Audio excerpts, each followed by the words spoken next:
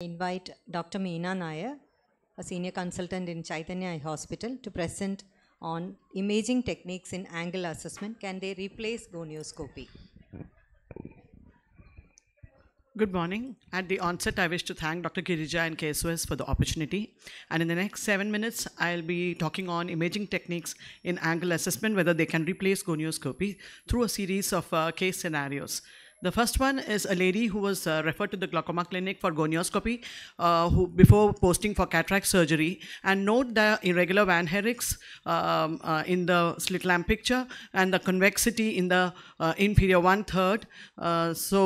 Gonioscopy showed that the inferior quadrant, the temporal 1/3, had appositional closure, no PAS, and we went ahead with the UBM.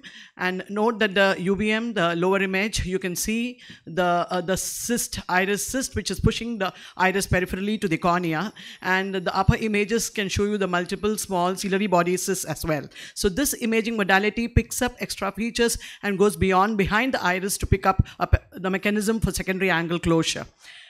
This is another patient of mine who's being serially followed up with its iris cyst to know whether the size and extent is increasing, and you can see it's almost same.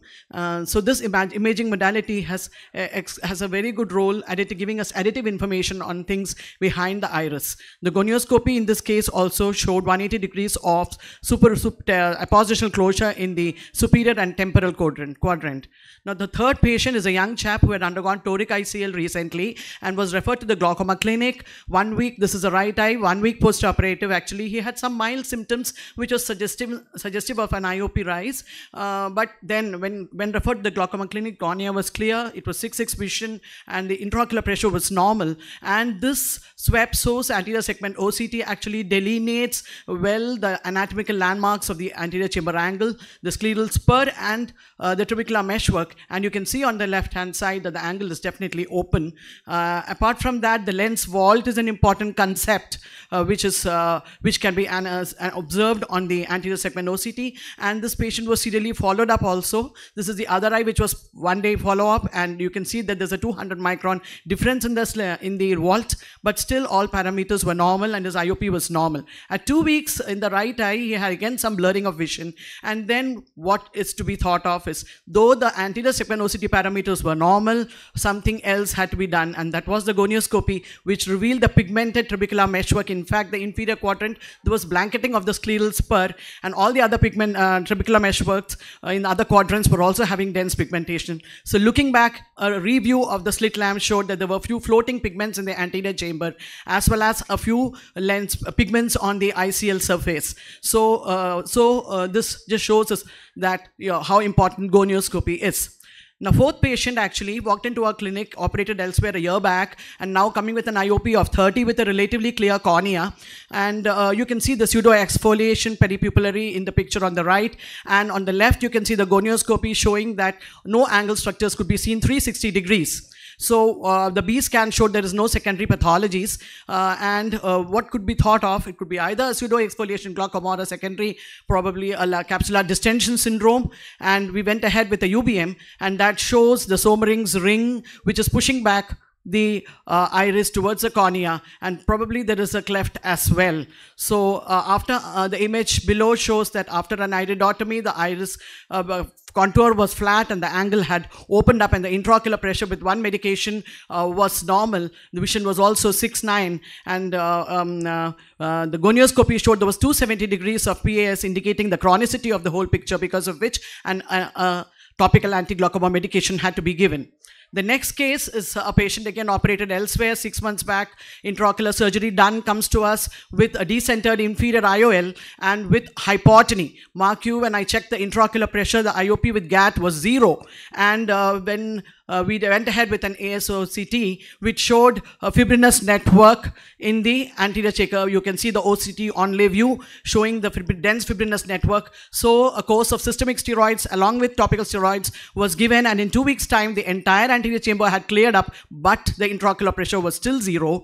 And then what to do next? So looking, a UBM was done, and you could see the supraciliary effusion there, which could explain some amount of the low IOP. but a crucial look into the anterior segment OCT picture showed that at the site of the incision where there is a ragged scleral incision, you have the iris incarceration, and gonioscopy in the scenario of low IOP of 0 was difficult, and a repicture of the ASOCT through the same cut section showed that the wound architecture was weak. So the patient was posted for a wound exploration, and the next day after the surgery, the IOP had gone up to 20. So you see what complementary each investigative tool complements one another.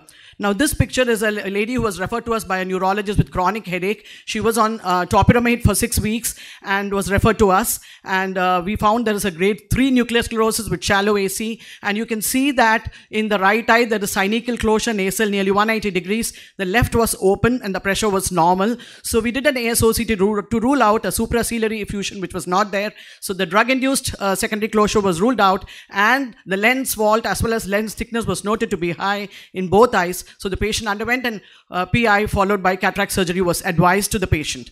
The next is a patient who had undergone ICL about 10 years back and then had fungal keratitis, was treated elsewhere, and now the sequelae of the corneal opacity. So in this opaque cornea, the patient came to attend our cornea clinic and again to a glaucoma clinic because the patient was on topical anti-glaucoma medications, 2 drugs. And we noted that in this scenario, you can see the ASOCT showing you the superior patent surgical iridectomy, and the pictures actually showing you that it has open angles. So the cornea department has posted the case for a DSEC. And this is the next patient who actually has a unilateral anterior segment dysgenesis. You can note the mid-peripheral anterior synechiae. A gonioscopy showing you the broad-based peripheral anterior synechiae, which is anterior to the Schwalbe line for almost more than 180 degrees. And the UBM taken cuts through those point PAS does reveal the extent of the anterior peripheral anterior synechiae and confirms our picture.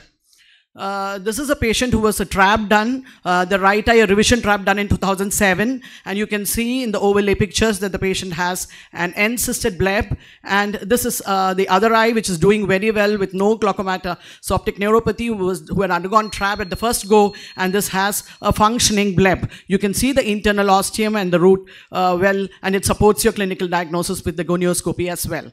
So coming to the last picture where you have a gonioscopy showing the double hump sign, which my previous speaker has just shown you, and the same can be actually correlated with the non-contact modality, the ASOCT, where you can see the flat contour along with the closure, and you can see the iris angulation, the steep angulation, and the near appositional closure with the anteriorly directed ciliary processes. So for plateau iris, it helps to confirm your diagnosis and correlate your findings with gonioscopy.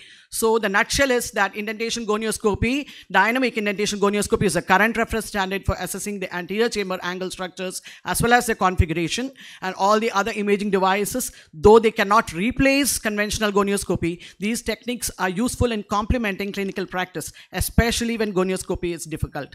Thank you. Thank you very much, Dr. Meena. Very practically illustrated case-based examples. Thank you.